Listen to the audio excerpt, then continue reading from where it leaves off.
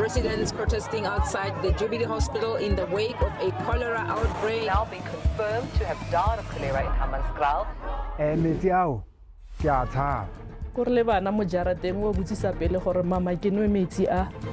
People are scared, definitely, but what will they do?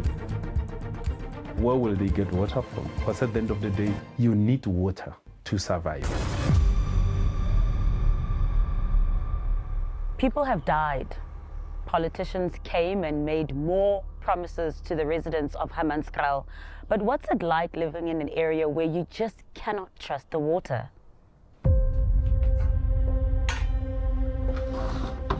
When Aleta Mahlaela uses water in her kitchen, she's really careful.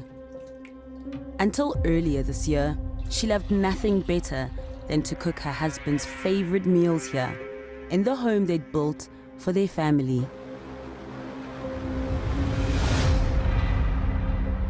But the plans they'd made for their lives were dashed on a fateful Wednesday in May when her husband Josias was home alone.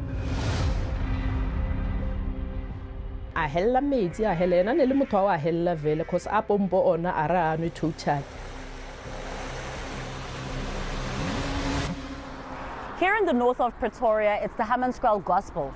Even children grow up with it drilled into their heads. Never drink water from the taps.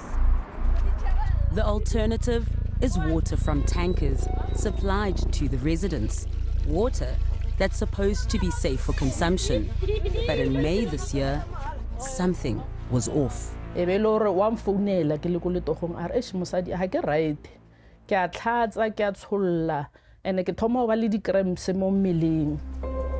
Within hours, she was rushing Josias to the hospital. But it was too late. A few days later, he died.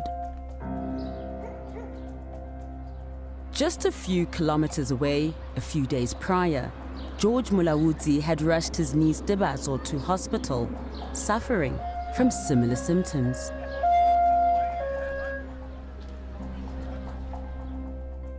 He recalls the day in mid-May when he last saw his niece. And then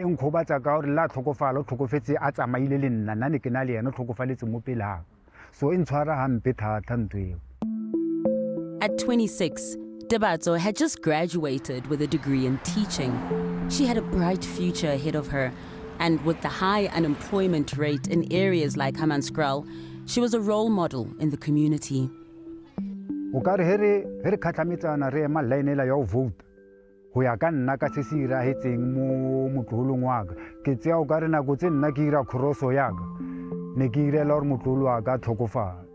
Because kiense crosso ya agamara that crosse ya agagere oraure ayantswela musola enke bentswetse musola government nke be di file metsi a phepa gere.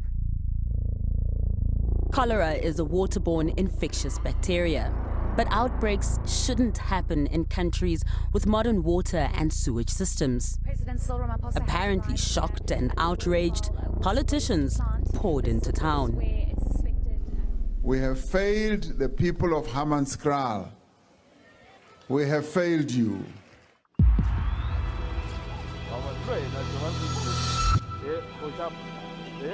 Human rights advocate Muafrika Wamaila has heard it all before. I was born and bred here. I was born in Jubilee Hospital, which is where many people are dying of cholera or died. The water problem in Hammanskraal dates back to 2004, when concerns were raised about a lack of maintenance at the failing Rooiwal wastewater treatment plant. 2 years later, the city of Tshwane contracted water trucks to deliver potable water to the residents. In 2019, the Human Rights Commission reported that Hammanskraal's tap water was substandard and the trucks became a permanent feature. To upgrade the Rooiwal wastewater treatment plant, it'll cost around 4.5 billion rand. That's according to the mayor. But the city's entire budget is only 2.7 billion rand. So for now, clean tap water remains a pipe dream for the people of Hammanskraal. But while the trucks offer an apparently safe alternative, the substandard tap water can't be avoided. I'm here. I must cook.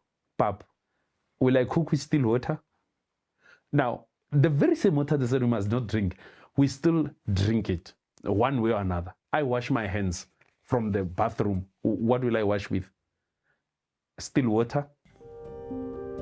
During the cholera outbreak in May, Advocate Maila watched on in horror as 2 of his aunts died. They too were careful to only consume the water from the trucks.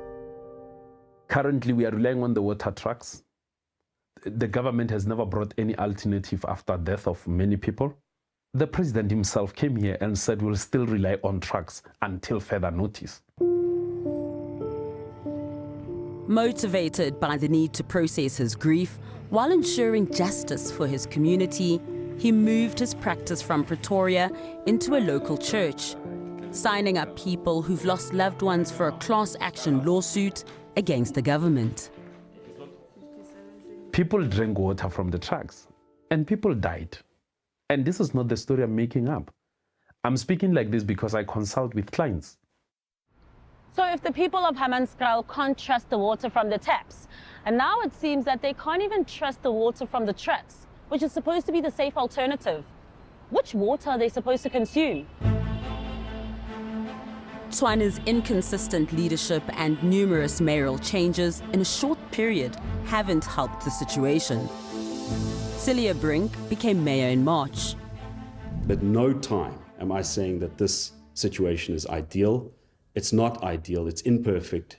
It's not up to the constitutional standard unless and until we fix Rooiwal and people can again trust the quality of the water in their taps. The water trucks have become big business.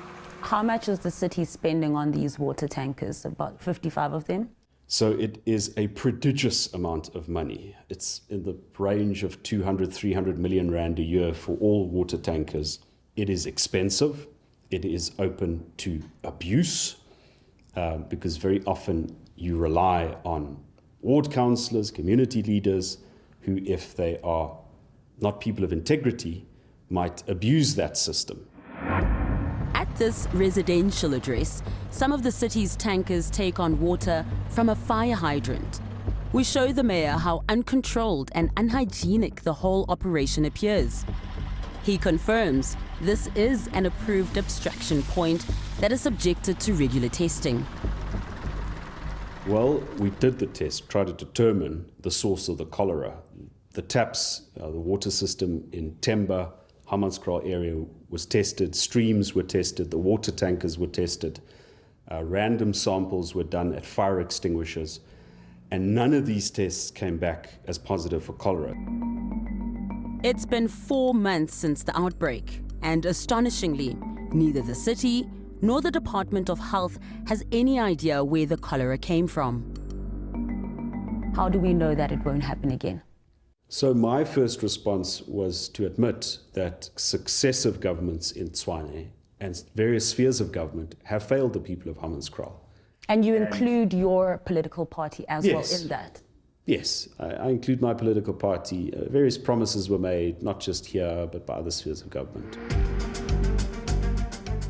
While Brink says the city has in the past 4 months allocated nearly R500 million to fix the water treatment plants in Hammanskraal, Advocate Maila has heard enough excuses and promises.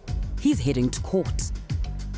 We wouldn't take the story that says we tested the water in Tshwane and there is no cholera, so therefore we don't know where the cholera comes from. It's not us. We know cholera is from water. Who has the responsibility to provide the water?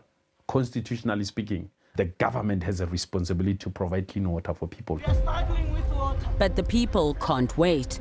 They're still being delivered, handling, using the very same water that may very well have killed their loved ones. With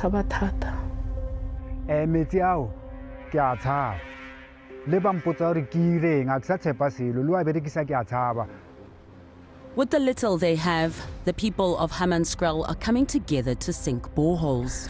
We are working hard to find our own ways. We do it ourselves. It may not be the best solution, but some residents feel they have been left with no choice after decades of empty promises.